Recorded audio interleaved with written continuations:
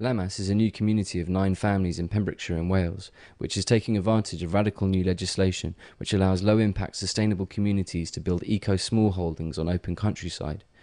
Using the latest innovations in environmental design, green technology and permaculture, this community is completely independent of all main services, sourcing fuel, water, electricity and food from the site. Every family grows their own food to some extent, but Jane Wells is probably the most productive with her 2 polytunnels. So we've been eating sweet corn from here, that's nearly over now. Loads and loads of strawberries, they've done really well. Marrows and pumpkins, beans and peas. Look, wow, I didn't know that was there. What is it? There's a pumpkin. Oh my god. Squash. Come on, have a look at that. Well, it's not that big actually, I've got bigger ones. I have grown bigger ones, but That's nothing. that's just, yeah. Forget that. These have just gone crazy over the last month or so. And my potatoes won first prize at the show in the village. They had like this village show for things, so I was really pleased.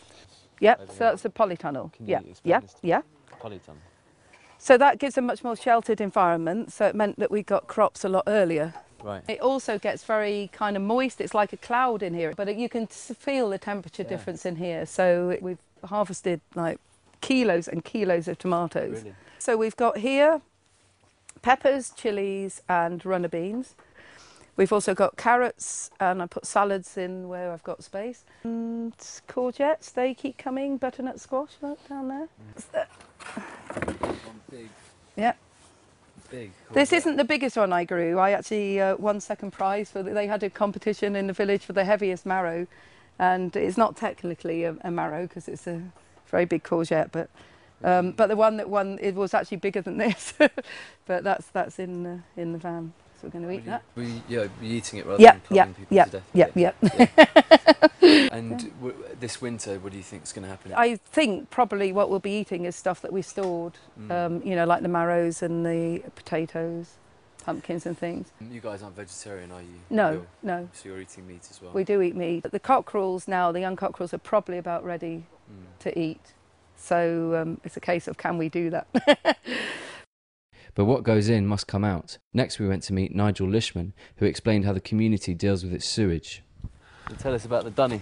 Well, this is, bearing in mind this is a temporary dunny, so it's literally just a long drop. It's not a thing of beauty, but it's not a terrible thing, and the kids all handle it, and so have visitors. It's a product that if you compost it properly, it certainly isn't toxic waste, and it can be used growing, you know, food that you're not eating directly. So to fertilise trees and things like that, it's fine. And then what do you do? Just put the earth over it? You cover the earth over it in a pile, which is what that is. And it was obviously, it wasn't full up. So then you get soil and stuff in, and you put sawdust in all the time with this to sort of help the whole thing not be too horrible.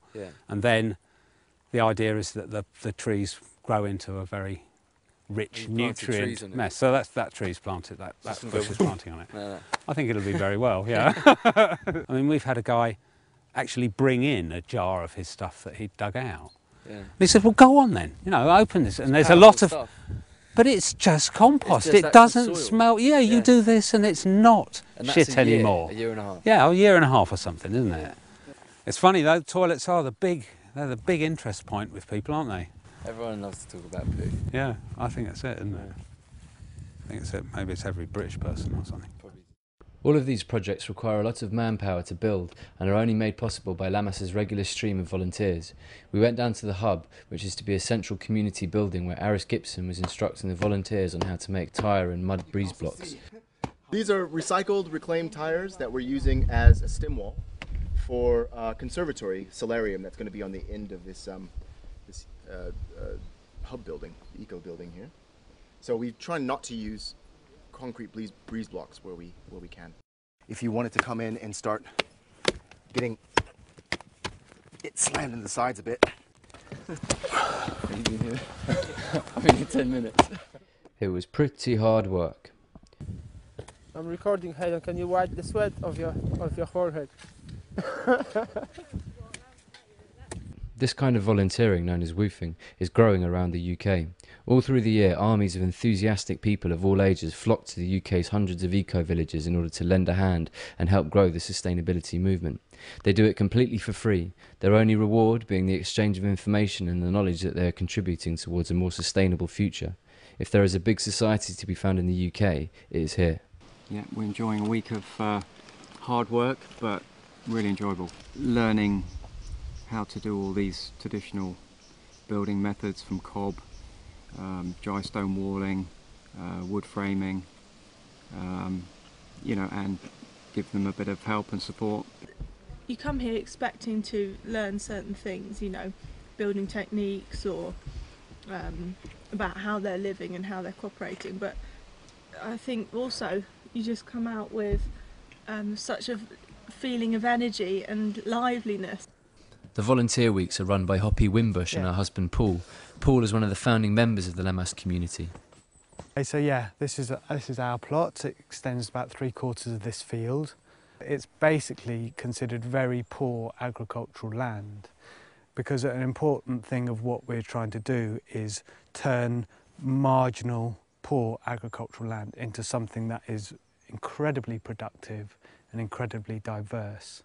You know, therefore creating, you know, a multitude of products and also environmental services at the same time, increasing biodiversity, taking carbon out of the atmosphere, locking it into the ground. The entire land that we're on now was previously down to sheep, right. And the tenant farmer used to bring in an income of about £2,500 a year through the sale of lamb. From this field? From these fields, yeah. So in 5 years' time, we're expecting to produce over 100 grams worth of produce from this land. Wow. So that's a 40-fold increase a year in productivity. So before, this land, this 76 acres, formed a very small part of one farming family's income. In 5 years' time, this land, the same piece of land, will totally support 9 families. So you're saying you can be much more economical with the same space of land? You're sort of... Yeah, and that is the key difference between permaculture and agriculture. The Welsh Assembly is one of the few governments in the world to have made a legal commitment to sustainability.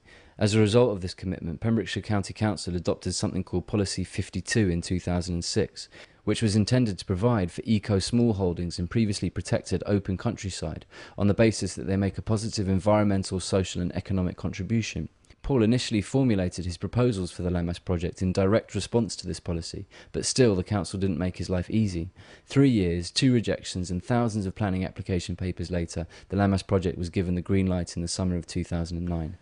The opportunity that we are celebrating here at Lammas is now available across the whole of Wales, because the Welsh Assembly government see that actually the way forwards in terms of sustainability is to get people back onto the landscape, working the land.